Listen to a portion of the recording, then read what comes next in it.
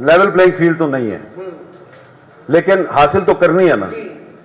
तो फौरी तौर पे क्या करना चाहिए? जिस जिसको शिकायत है कि लेवल प्लेइंग फील्ड नहीं है, उसे यह करना चाहिए कि 8 फरवरी को उसने जिस किसी को भी वोट देना है, तो न सिर्फ 8 फरवरी को सुबह सुबह 8 बजे खुद निकले, बल्कि अपने साथ 10-10, 15-15 दोस्त यार, फैमिली मेंबर्स हैं, उनको भी निकाले और बड़ी तादाद में जाके आप वोट डालें, जिसको भी वोट डालना है। अगर 8 फरवरी को जो पोलिंग की परसेंटेज है ये 50% से ऊपर चली गई, 55%, 60% तक चली गई, तो वो जिनके बारे में आप कह रही ना, वो जो है ना, उनको लग बता जाएगा कि लेवल प्लेइंग फील्ड अब कोई नहीं है। देखें, अवामी नेशनल पार्टी ने इलेक्शन नहीं कराया, ठीक है, तो उनको 20,000 रुपया जुर्माना हुआ और कहा गया कि आप, ठीक है, लालटेन के निशान पर लड़ना चाहते हैं आप लड़ें और 20,000 रुपये का जुर्माना अदा करें और जाएं। वो केस बिल्कुल फर्क है अगर आपने पढ़ा तो, जो भी है, लेकिन नटशेल ये है कि उन्होंने भी इलेक्शन नहीं कराया और उनको 20,000 रुपया जुर्माना हुआ और इलेक्शन सिंबल मिल गया लालटेन, ठीक है जी, चले। लेकिन पाकिस्तान तहरीक इंसाफ जो है उसकी मुखासमत जस्टिस काजी फाइजा के साथ ढकी छुपी नहीं है। पहली बात तो यह है कि काजी फाइजा साहब को यह केस सुनना ही नहीं चाहिए था, इसलिए कि उनके ऊपर इमरान खान के दौर में रेफरेंस दायर हुआ जो कि गलत हुआ था और मैंने तो उस वक्त भी उसकी मुखालफत की थी। लिहाजा उनको चाहिए था कि अगर उनका एक मुखासमत है एक पार्टी के साथ तो वो ना सुनते, लेकिन उन्होंने सुना और सुन के जो उन्होंने फैसला दिया वो मुख्तलिफ है। जो ANP के साथ जो लेवल प्लेइंग फील्ड दी गई वो तरीके इंसाफ को नहीं दी गई। आपको अच्छा लगे या बुरा लगे, तो मैं समझता हूं कि लेवल प्लेइंग फील्ड जो है वो सिर्फ एक पार्टी के पास है, जो आप सबको पता है। जिस शहर में हम बैठे हुए हैं, इस शहर में उस पार्टी की लीडरशिप बैठी हुई है और वो है मुस्लिम लीग नून, उसके पास है लेवल प्लेइंग फील्ड, आप देख लें। और वही जो है, जब पिशावर हाई कोर्ट ने फैसला किया कि तरीके इंसाफ को इलेक्शन सिंबल दिया जाए, तो पीपल्स पार्टी ने मुखालफत नहीं की और ANP ने मुखालफत नहीं की, JUI ने भी मुखालफत नहीं की। अगर मुखालफत की तो सिर्फ मुस्लिम लीग नून ने की। तो लेवल प्लेइंग फील्ड पे मैं इसलिए कह रहा हूं कि मुस्लिम लीग नून है, क्योंकि मुस्लिम लीग नून और काजी फाइजा साहब वो एक ही वेवलेंथ पे हैं, एक ही पेज पे हैं, इसलिए उनके पास लेवल प्लेइंग फील्ड है। देखिए, बात यह है कि जब जस्टिस साकिब निसार साहब ने 2018 में नून लीग से शेर का निशान छीना तो हमने कहा यह गलत हो रहा है, ठीक है। जब इमरान खान ने काजी फाइजा पे रेफरेंस दायर किया, हमने कहा गलत हो रहा है। तो अब आप मेरे से ये एक्सपेक्ट ना करें कि जो काजी फाइजा ने कल रात को किया है, तो क्योंकि मैंने माजी में उसकी हमायत किया तो मैं कह लूंगा नहीं, मैं कह लूंगा कि नहीं उन्होंने बिल्कुल सही किया, क्योंकि मैं पहले भी उसकी हमायत करता रहा हूं। बिल्कुल गलत किया है और उनको ये रेफरेंस नहीं सुनना चाहिए था। देखिए, 2018 के और 2024 के हालात में काफी फर्क हो गया है।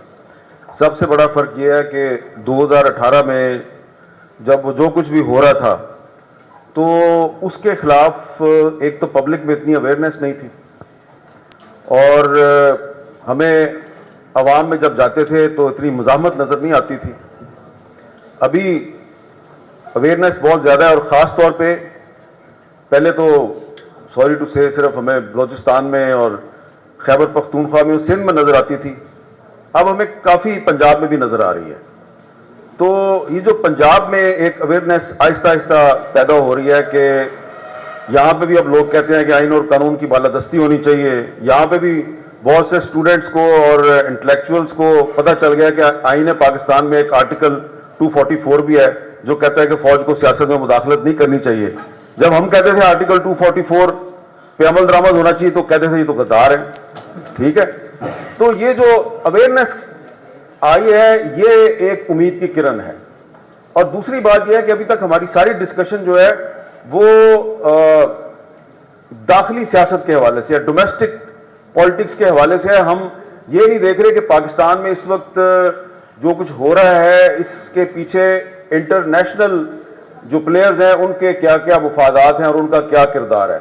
मुझे ये लगता है, क्योंकि मैंने पिछले 3-4 महीने में बहुत से लोगों के साथ इस पर मेरी गुफ्तगू हुई है, बहुत से लोग इंतजार में हैं कि वो इंतजार कर रहे हैं कि पाकिस्तान में ये हो जाए तो हम ये करेंगे, ये हो जाए तो हम ये करेंगे। मुझे ये लगता है कि 8 फरवरी को इलेक्शन हो जाएगा और उसके बाद जब कुछ जो पावर्स हैं उनकी एक मनपसंद हुकूमत यहाँ पे आ जाएगी तो उस हुकूमत को पुश किया जाएगा कि वो एक ताशकंद एग्रीमेंट करे।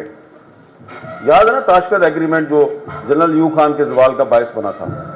वो ताशकंद एग्रीमेंट जो है मुझे लगता है वो पाकिस्तान की पब्लिक उसको सपोर्ट नहीं करेगी और उस ताशकंद एग्रीमेंट के खिलाफ तकरीबन तमाम पॉलिटिकल पार्टीज जो हैं 1-2 के सिवा वो मुत्तहिद हो जाएंगी और वैसी ही तहरीक चलेगी अगर जैसी के 60s में अयूब खान के खिलाफ चली थी। वो एक डिक्टेटर के खिलाफ चली थी, इस मरतबा जो तहरीक है वो एक माइंडसेट के खिलाफ चलेगी, ये मुझे लगता है। ठीक है, उसकी वजह यह है कि जो behind the scene international players जो प्लानिंग कर रहे हैं वो मुझे लगता है ये इंप्लीमेंट करना पाकिस्तान में बहुत मुश्किल है। उसकी इंप्लीमेंटेशन के लिए पाकिस्तान में मजबूत सियासी जमातें चाहिए।